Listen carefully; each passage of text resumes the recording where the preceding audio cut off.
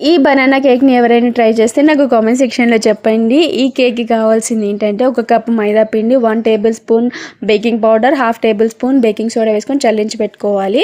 ఒక 1/2 cup sugar, 1/2 cup oil, 2 eggs బాగా beat చేసేసుకొని కాచి చల్లార్చిన పాలు 1 కప్పు, ఒక చిటికెడంత సాల్ట్ వేసుకొని మంచిగా గ్రైండ్ చేసుకొని పెట్టుకోవాలి. వెనీలా ఎసెన్స్ కూడా వేసుకోవాలి. దాని తర్వాత 2 బాగా మగ్గిన అరటిపళ్ళని బాగా మ్యాష్ చేసుకున్న తర్వాత గ్రైండ్ చేసి పెట్టుకున్న ప్యూరీని అదేవిధంగా బ్యాచెస్గా ఈ మైదా పిండి ఫ్లోర్ని కూడా వేసుకొని మంచిగా ఒకే డైరెక్షన్లో మిక్స్ చేసుకోవాలన్నమాట.